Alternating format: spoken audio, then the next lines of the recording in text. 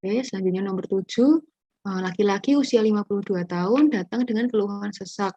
Sejak 1 minggu yang lalu semakin memberat. Pasien ada riwayat gagal jantung. Dari hasil pemeriksaan tanda vital, tekanan darahnya sudah mulai rendah ya, ini 80/60, nadinya 120 kali, lemah, RR-nya meningkat. Kemudian dari pemeriksaan fisik, ini ada rongki di sepertiga lapangan paru bilateral. Ada keringat dingin, kulitnya pucat, ada ekstremitas teraba akral dingin. Nah, yang ditanyakan tata laksana apa yang tepat. Nah, sekarang kita menegakkan diagnosisnya dulu.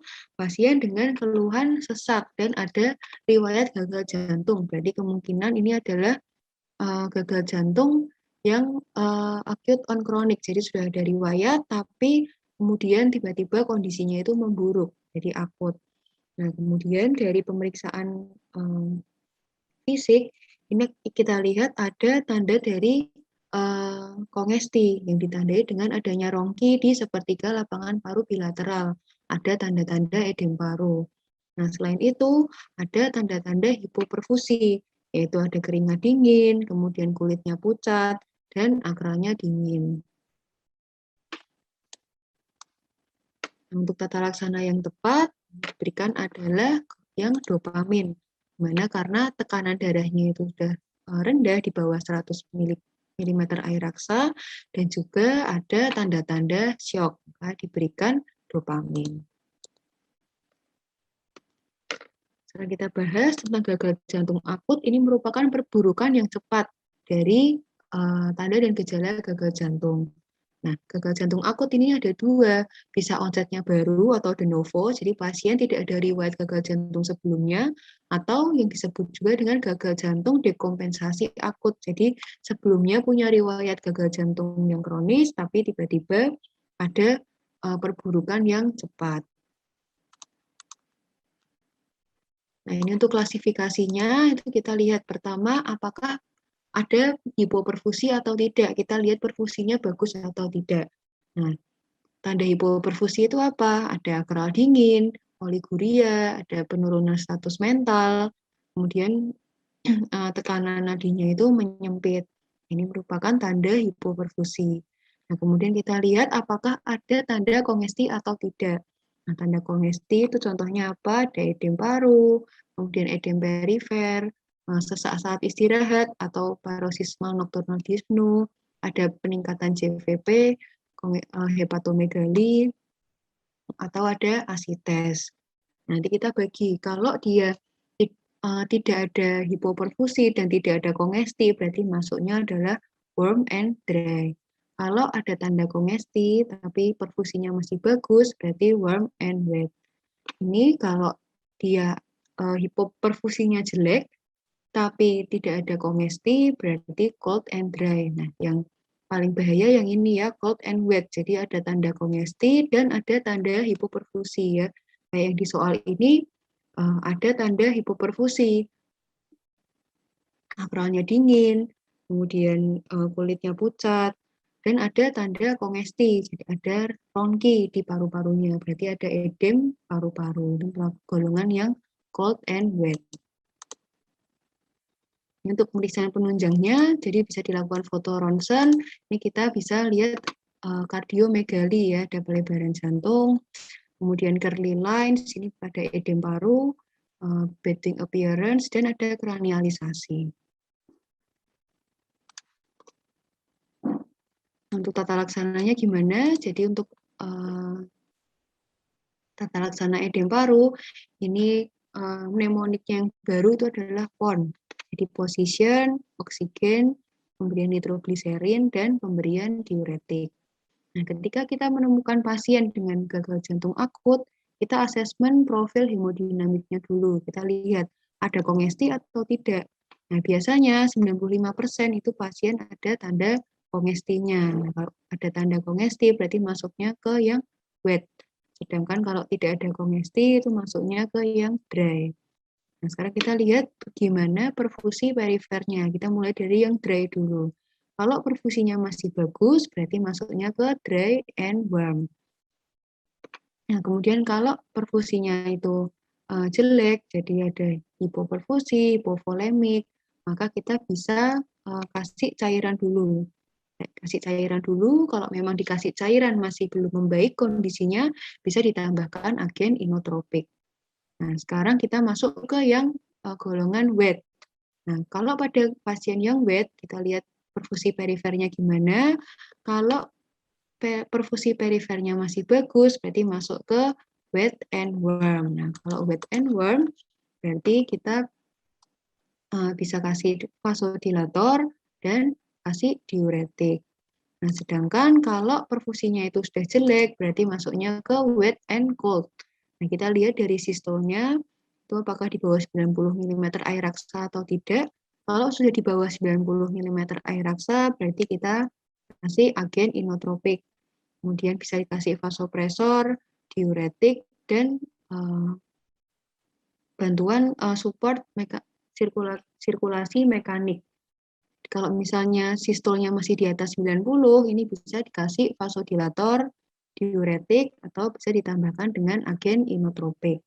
Nah, pada kasus soal ini, itu masuk ke yang wet and cold patient, dan sistolnya sudah di bawah 90 mm air raksa. Nah, maka kita berikan agen inotropik. Ya, diuretik, ini biasanya dikasih furosemid 20-40 mg intravena, ini kalau ada tanda-tanda kelebihan cairan. Nah, pada pemberian furosemid, ini kita harus lihat monitoring dari gejala, urin output, fungsi ginjal, dan elektrolitnya.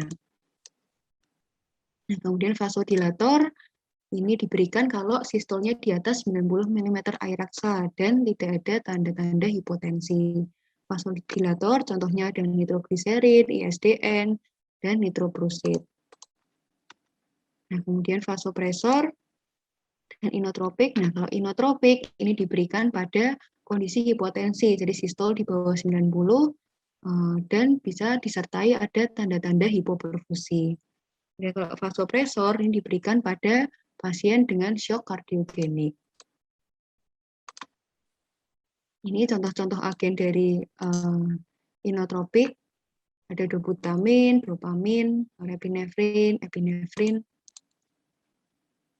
Nah, ini untuk algoritma tata laksana, pada edem pulmo akut, atau pada kondisi hipotensi, pada kondisi shock. Nah, ini kita lihat masalahnya ada di mana. Apakah di volume, di pompa, atau di rate-nya. Nah, di sini kalau memang masalahnya ada di volume, itu berarti kita bisa coba kasih cairan dulu.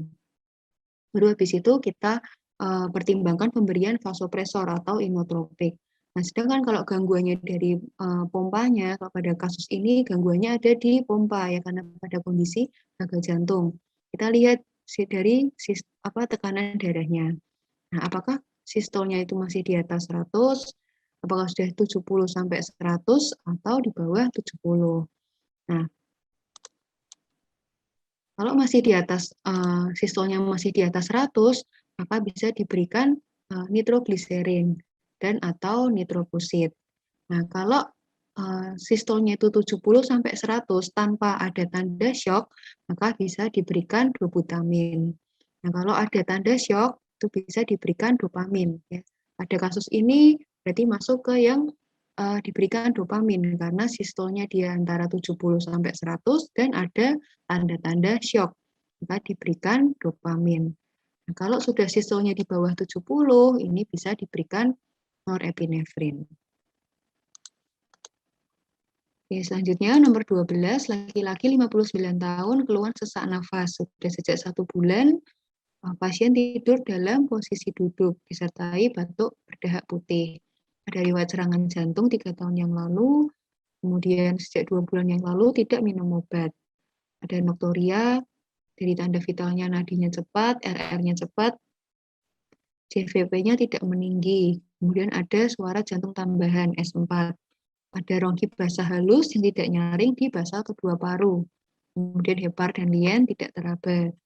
Di ekstremitasnya tidak ada udem. Dari EKG-nya tampak sinus takikardi dengan infak lama di dinding anterior. Kemudian fototoraksnya ada pembesaran jantung yang disertai tanda bendungan paru.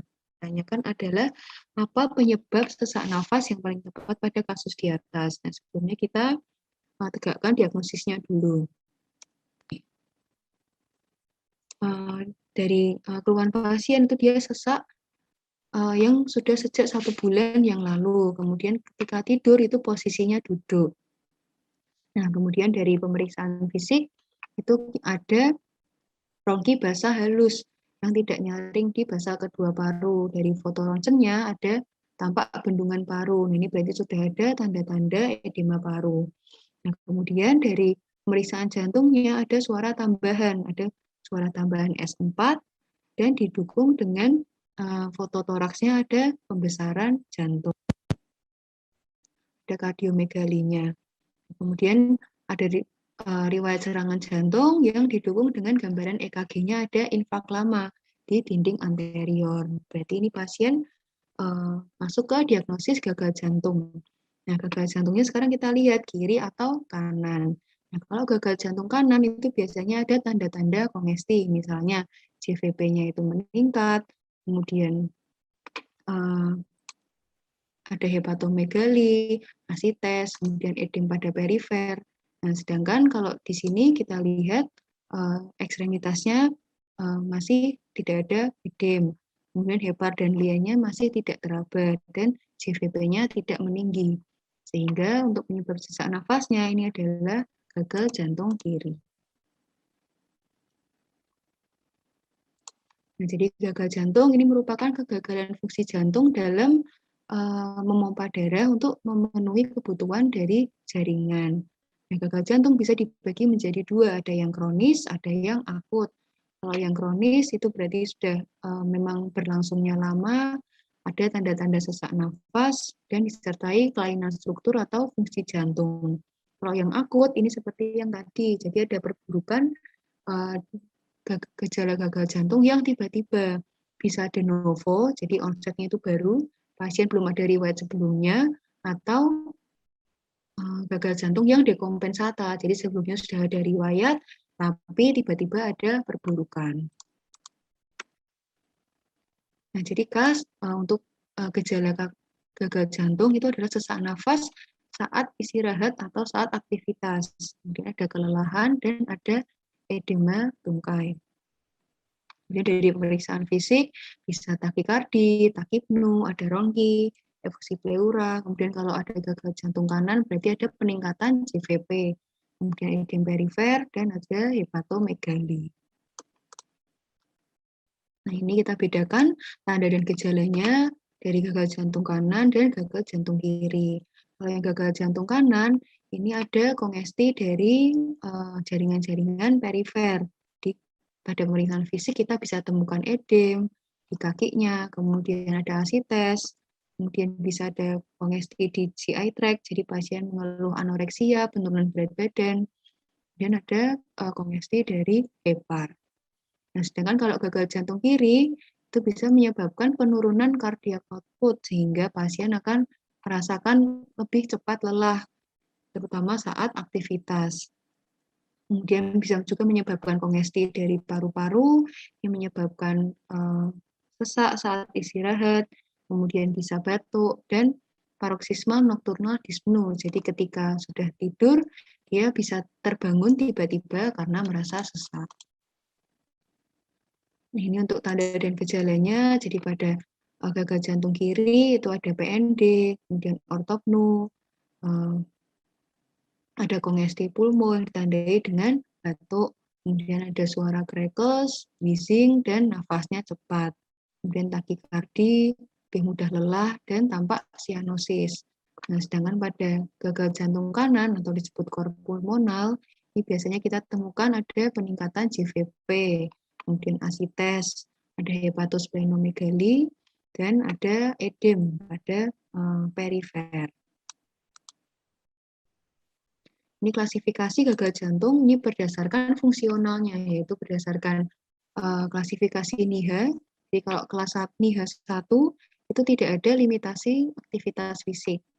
Di aktivitas seperti biasa, tidak ada gejala. Kalau yang kelas 2, ini ada batasan ringan pada aktivitas fisik. Jadi misalnya pada aktivitas tertentu, pasien merasakan berdebar-debar atau sesak atau lebih cepat lelah. Nah, kalau yang kelas 3 itu aktivitas biasa, misalnya lagi makan, nyisir rambut, itu dia sudah merasa lelah atau berdebar-debar. Nah, kalau yang kelas 4, ini sama sekali tidak bisa beraktivitas. Jadi saat istirahat pun dia sudah merasa sesak. Nah, untuk penegakan kriteria diagnosis, ini dengan kriteria Framingham, yaitu dengan 2 kriteria mayor atau 1 mayor plus 2 minor. Nah, kriteria mayor ada apa aja? Ada edem pulmo akut, kardiomegali, kemudian distensi dari JVP, PND atau ortopnu, dengar Reels, dan ada suara galop dari jantung atau suara tambahan S3. Kalau yang kriteria minor, itu ada edem pada kaki, disnu, hepatomegali, batuk saat malam hari, efusi pleura, dan takikardi. Untuk pemeriksaan penunjangnya bisa dengan natriuretic peptide, itu dia meningkat. Kemudian ekokardiografi ini untuk melihat fungsi ventrikelnya. Kemudian foto ronsen, ini kita lihat menunjang ya apakah sudah terjadi kardiomegali atau sudah ada tampak edem paru. Untuk gold standarnya adalah ekokardiografi ya, kita nanti menilai fraksi ejeksi dari ventrikelnya. Nah, dari kalau ada pemeriksaan ronsen ini didapatkan kardiotoreksik rasionya dia lebih dari 50% ya, menandakan ada kardiomegali. Ini kalau hipertrofi atrium kiri berarti ada double kontur. Kemudian pinggang jantungnya juga mendatar. Kalau atrium kanan, ini ada bayangan jantung kanan yang menonjol. Kemudian kalau hipertrofi ventrikel kanan itu apexnya dia terangkat. Sedangkan kalau hipertrofi ventrikel kiri, kasnya apexnya tertanam. Ini untuk gambaran edem paru, ini kasnya adalah bedwing appearance ya, seperti kelelawar. Ini juga gambaran dari edem paru, ada Gerli lines. Kalau yang A itu ada di apex, kemudian kalau B itu di bawah, di basal, kalau C itu di tengah, center. Nah, kemudian dari EKG, kalau hipertrofi atrium kanan, itu berarti P-nya pulmonal ya, lancip dan tinggi. Sedangkan kalau atrium kiri, berarti P-nya itu ada 2 puncak, ya, atau disebut juga dengan P mitral. Kalau dari hipertrofi ventrikel kanan, bisa ditemukan right axis deviation dan ada gelombang S yang persisten. Kalau hipertrofi ventrikel kiri, bisa pakai kriteria Sokolov-Lyon atau Cornell voltage kriteria. Nah ini ya, jadi kalau gagal jantung kiri dengan Sokolov-Lyon kriteria, ya berarti S di V1 plus R di V5 itu lebih dari 35 kotak kecil. Kalau yang Cornell voltage, ini S di V3 ditambah gelombang R pada VL lebih dari sama dengan 28 kotak kecil pada laki-laki atau 20 kotak kecil pada wanita. Nah, tata laksananya secara umum ini diberikan asupan cairan dibatasi, mengurangi berat badan pada pasien obesitas, dan latihan fisik. Nah, ini jadi kalau ada pasien gagal jantung yang simptomatik, ini awalnya diberikan ACE inhibitor dan beta blocker. Nah, kalau masih ada gejala atau fraksi ejeksinya kurang dari 35%, bisa ditambahkan MR antagonis aldosteron ya. Kemudian kalau masih ada gejalanya, ini bisa ditambahkan ARNI, kemudian bisa juga ditambahkan ivabradine.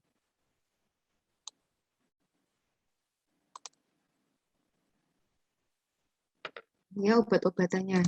Jadi yang obat-obatan terbaru ini adalah ARNI ya, angiotensin reseptor nephrilicin inhibitor. Jadi dia menghambat enzim nephilisin supaya natriuretic peptide-nya itu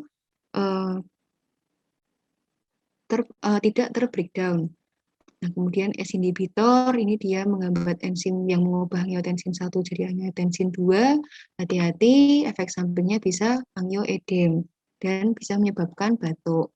Kemudian kalau ARB ini menghambat reseptor angiotensin 2. Jadi kontraindikasinya bersama seperti ACE inhibitor, tapi dia tidak menyebabkan batuk dan tidak menyebabkan angioedem. Kemudian beta blocker ini dia menghambat saraf simpatis sehingga akan menurunkan kontraktilitas miokard dan heart rate. Tapi kontraindikasinya tidak boleh diberikan pada penyakit asma ya, karena bisa menyebabkan bronkospasme. Kemudian Avibloc yang derajat 2 atau 3 juga tidak boleh diberikan.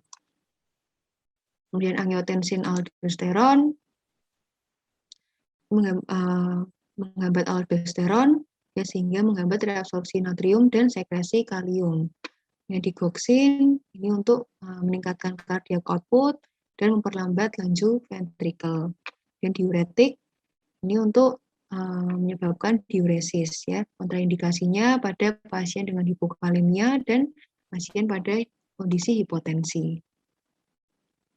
Ini dosis-dosis obatnya golongan ACE inhibitor, beta blocker, ARB, kemudian ARNI, loop diuretik, thiazid, dan potasium sparing diuretik. Oke, selanjutnya nomor 13, laki-laki 50 tahun, keluhannya nyeri dada disertai berdebar-debar. Ada riwayat DM dan merokok. Kemudian tekanan darah 90/60, heart rate 180 kali per menit, teraba lemah. Pemeriksaan EKG-nya sebagai berikut. Nah, di sini kita lihat dari gelombang QRS-nya ini dia lebar semua, kita tidak bisa identifikasi gelombang P-nya. Nah, kemudian iramanya teratur. Jadi ini merupakan gambaran dari ventrikular takikardi yang monomorfik.